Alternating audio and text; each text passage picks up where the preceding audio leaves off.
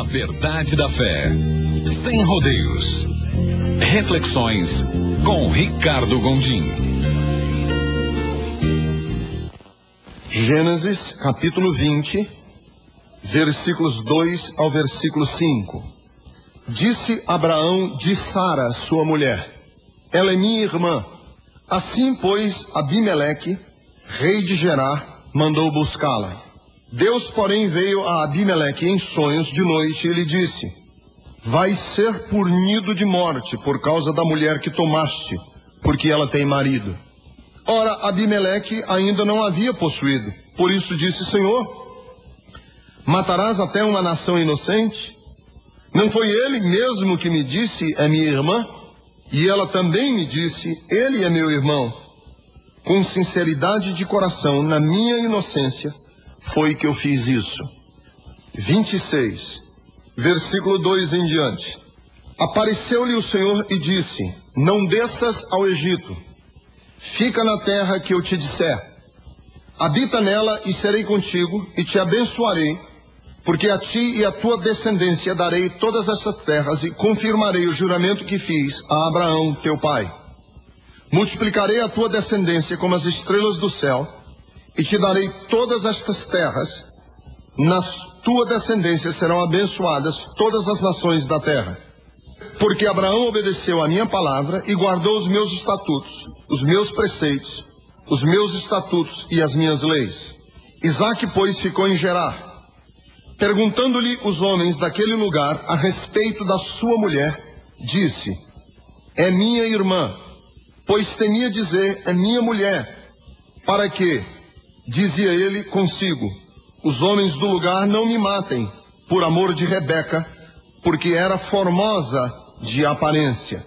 Capítulo 26, versículo 18. Mas os pastores de Gerar contenderam com os pastores de Isaque, dizendo: esta água é nossa. Por isso chamou o poço de Ezeque, porque contenderam com ele. Então cavaram outro poço, também por causa deste contenderam, por isso recebeu o nome de Sitna. Partindo dali, cavou ainda outro poço, e como por esse não contenderam, chamou-lhe Reobote, e disse: porque agora nos deu lugar o Senhor, e prosperaram na terra. Dali subiu para Berseba. Na mesma noite lhe apareceu o Senhor e disse: eu sou o Deus de Abraão teu pai. Não temas, porque eu sou contigo, abençoar-te-ei e multiplicarei a tua descendência por amor de Abraão meu servo. Versículo de número 34. Tendo Esaú 40 anos de idade, tomou por esposa a Judite, filha de Beeri, Eteu, e a Basemate, filha de Elon, Eteu. Ambas se tornaram amargura de espírito para Isaque e para Rebeca. Amém. Irmãos, num desses dias eu estava conversando com uma pessoa, e essa pessoa demonstrou com clareza para mim que ele tinha um problema religioso. O que é que eu digo problema religioso? É que sua mãe era uma mulher extremamente legalista. Seu pai, um homem extremamente legalista, os dois. Por legalismo que eu digo, é um rigor religioso tremendo. Por exemplo, se ele estivesse brincando com os outros meninos na rua, a mãe trazia ele pela orelha para dentro de casa e dizia: você não vai perder tempo jogando bola, você vai ler a Bíblia. Quando ele, por exemplo, queria brincar de bolinha de gude no fundo do quintal com os outros irmãos, a mãe e o pai batiam nele porque ele estava perdendo tempo, e o servo de Deus não pode perder tempo. Rigor religioso. Um desses dias eu estava conversando com uma pessoa absolutamente preocupada com dinheiro, com fama, porque desde a sua infância, os seus pais, embora não fossem ricos, gostavam de transitar e de ser amigos de pessoas ricas e famosas. Era uma família de classe média baixa, Mas os pais viviam obcecados com a possibilidade, por exemplo, de frequentar um clube da cidade caro, obcecado em sair numa coluna social, obcecados em aparecer ao lado de fulano de tal numa fotografia, num jornal.